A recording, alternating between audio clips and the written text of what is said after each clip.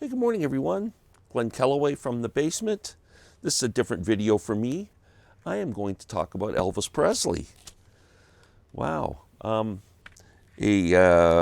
viewer of mine named Bill is obviously a big Elvis fan, and he sent me this in the mail and asked if I would listen to it and give him my thoughts. I said I would listen to it and do a video and talk about it and talk about Elvis. So, first, I am not the biggest Elvis fan in the world. I don't own any Elvis in my collection. Very familiar with this stuff, but who isn't? I think Elvis is a really important artist. I don't consider him the king of rock and roll. I consider Chuck Berry the king of rock and roll. But I do think he was important and a big catalyst. I think there were two catalysts that changed music. Elvis was one of them, without Elvis, who inspired tons of teenagers back in the 50s to pick up guitars and start rock and roll bands, the main one being the Beatles.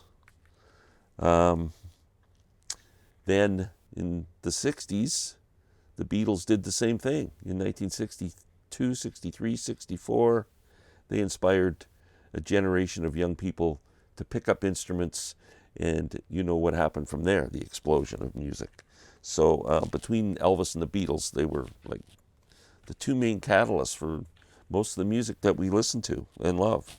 So a lot of respect. Now, I have a bit of a history with Elvis, not personal history, but I do have some personal Elvis stories that I always think about when I think Elvis. First, I had an Uncle Ken. He was the youngest brother to my mother. He was a teenager, late teenager, right around the time Elvis broke in 56. I think it was 56. Had all the Elvis records and everything. And him and his friends decided to take a road trip. I don't know, they were going east of Toronto to some party or something. Brought all their Elvis records with them. Ended up in a serious head-on collision where my uncle was actually pronounced dead at the scene. And the records were spewed all over the road. And my uncle did survive. He, unfortunately, the head injury did affect his personality. He was still the sweetest man in the world, and I loved him dearly. And he just was a bit shy, I would say. Not really uncomfortable in social situations, but other than that, he was just the most amazing man. And anyway, the headlines in the local paper of the area where they had the car accident were Elvis fans in head-on collision.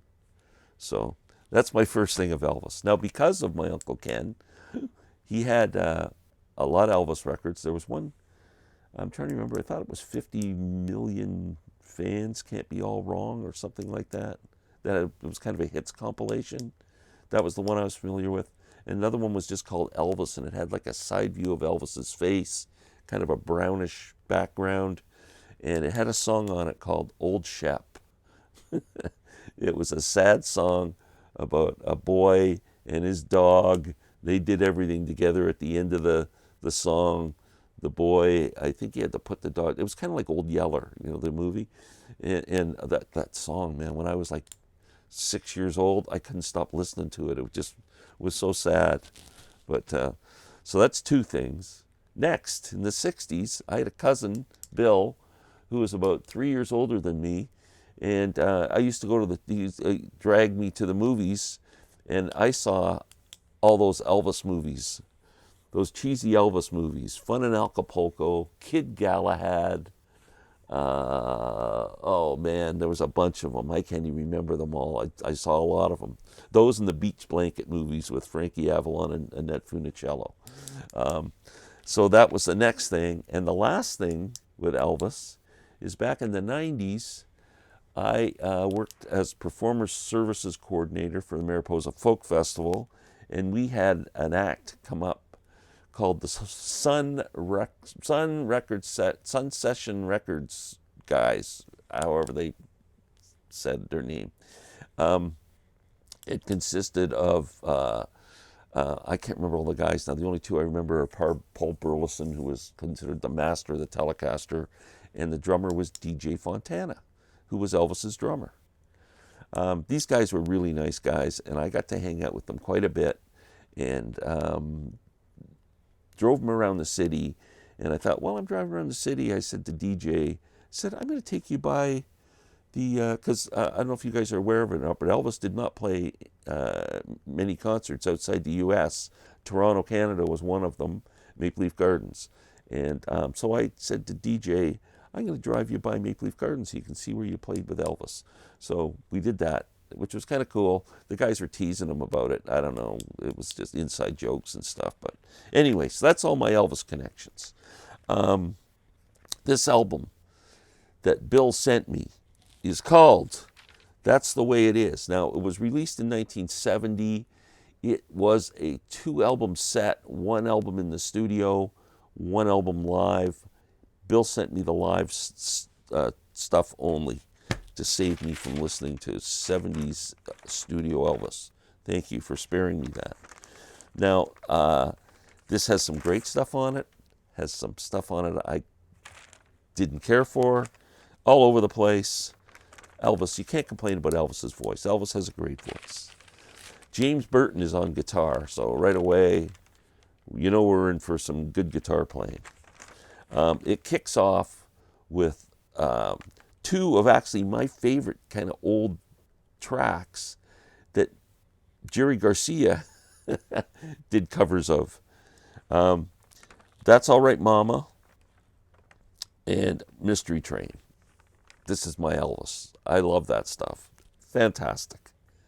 Couldn't get better than that. If Elvis would stick to playing that stuff and rock it up, I'm in. Hound Dog.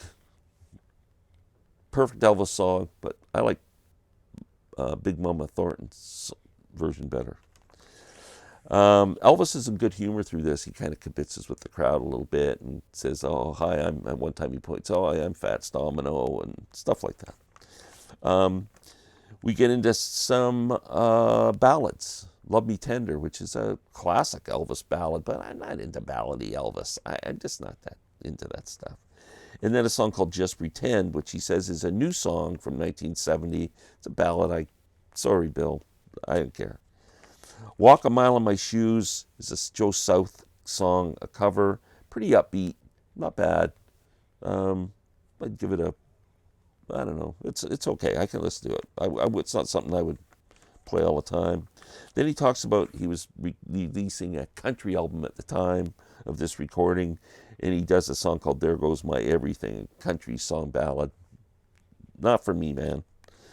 Then he does some covers, which Words by the Bee Gees, Sweet Caroline, the great Neil Diamond song. I love Neil Diamond doing it. And You've Lost That Love and Feeling, the Righteous Brothers. It's karaoke. I'm sorry, I hope I'm not being cruel. It's Elvis karaoke.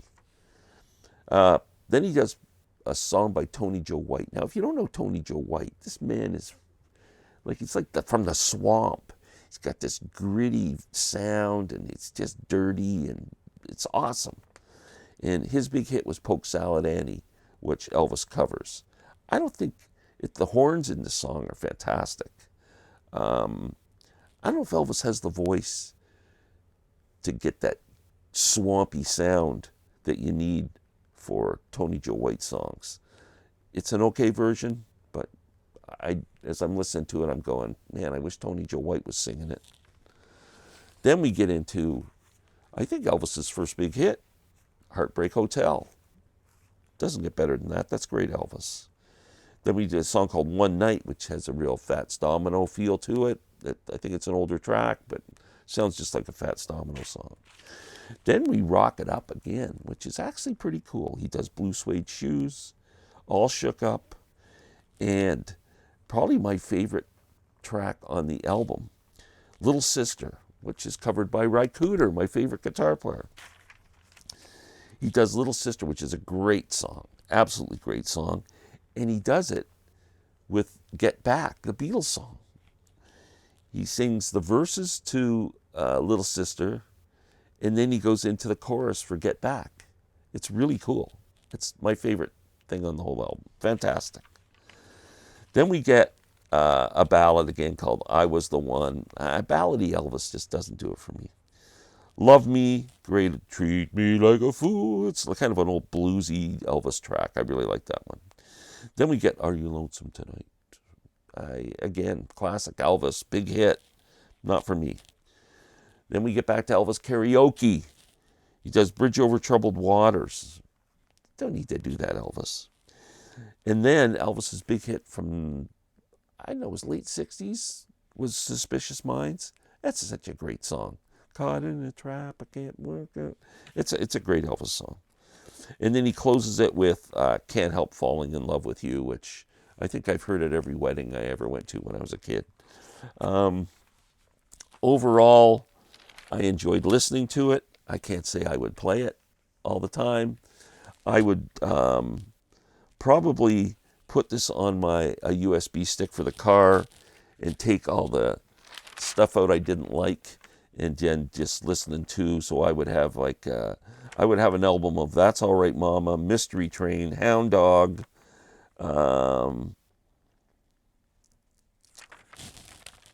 Heartbreak Hotel, Blue Suede Shoes, All Shook Up, Little Sister / Get Back, and Suspicious Minds, and I think I would have a pretty good Elvis album.